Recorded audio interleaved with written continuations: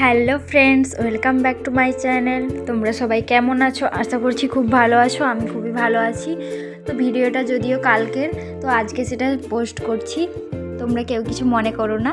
তো কালকে ছিল 23শে জানুয়ারি, আমার মেয়ের জন্মদিন। তার সাথে নেতাজির জন্মদিন, সেটা সবাই জানে। তার সাথে আমার মেয়েরও জন্মদিন ছিল কালকেই। তো রেডি হয়ে বেরিয়ে পড়েছি মানে মায়ের কাছে যাওয়ার জন্য, আশীর্বাদ নেওয়ার জন্য। তো আমাদের বাড়ির পাশেই মা বর্গভীমা আছে, তো আমরা সেখান থেকেই শুভ দিনে সেই মায়ের কাছ থেকেই আশীর্বাদ নিয়েই দিনটা শুরু করি। তো সেইভাবে ঘরে এদিকে মেয়েকে খেতে বসাবো বলে ফুল দিয়ে সাজানো হয়ে গেছে, সেটা রেখে দিয়ে মেয়েকে নিয়ে বেরিয়ে পড়ছি। এইভাবে বেরিয়ে পড়ছি, তারপরে টোটোও চলে এসছে।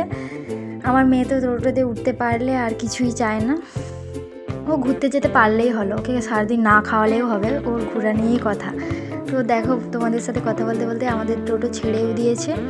তো আমার মেয়ে দেখো এদিকে নতুন জামা পরেছে বলে তার উপরে কোনো সোয়েটার পরবে না, আর নদী বাঁধের ঠান্ডা হাওয়া লাগছিল, তাই জন্য মাঝখানে বসে ওই রকম কুকড়াচ্ছে ঠান্ডাতে। এদিকে নদীর ভিউটা একটু দেখো, সেটাও তোমাদের সাথে শেয়ার করছি। তো দুপুরবেলায় গিয়েছিলাম 12টার সময়, তো নদীর ভিউটাও খুব সুন্দর ছিল, তাই জন্য সেটাও ক্যামেরাবন্দি করে নিলাম। কি সুন্দর লাগছে চারপাশটা, মানে পুরো সেপারটা সাদা, জাস্ট কিছু দেখাই যাচ্ছে না, অথচ দুপুরবেলা ওয়েদারটা এমনই ছিল। তো নদীর প্রাকৃতিক দৃশ্য এবং আবহাওয়া সব দুটোই দেখতে দেখতে উপভোগ করতে করতে তো গন্তব্যে পৌঁছে দিতে হবে। তো সেইভাবেই বেরিয়ে পড়লাম। তো এবার কাছাকাছি চলে এসেছি, আর বেশিটা নয়, পৌঁছে যাবো।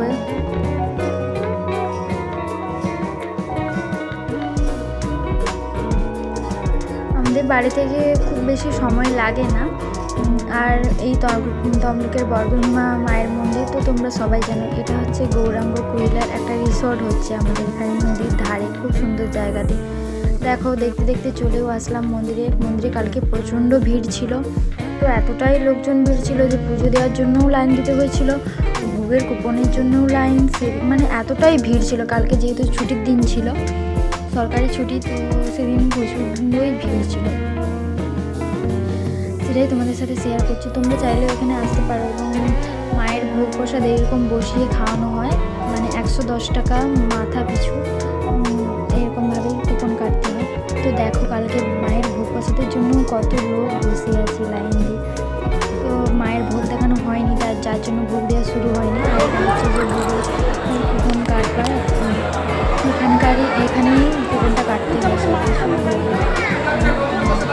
ভোগ বাড়িতে নিয়ে যাওয়া কিংবা ওখানে বসে খাওয়া সব কিছুর জন্য ওখানে ভোগ কাটতে। ওই দেখো মায়ের ভোগ দেখানো হয়ে গেছে, এবার ভোগ দেখিয়ে নিয়ে যাচ্ছে ভোগশালাতে। এরপরে এই যে সবাই বসে পড়েছে, এরপরে ভোগ দেওয়া শুরু হবে। তো সবাই খাওয়ার পর আমাদেরও অনেকটা দেরি হয়ে গেছিলো, তাই জন্য আমরাও বসে ভোগ খেয়ে নিলাম।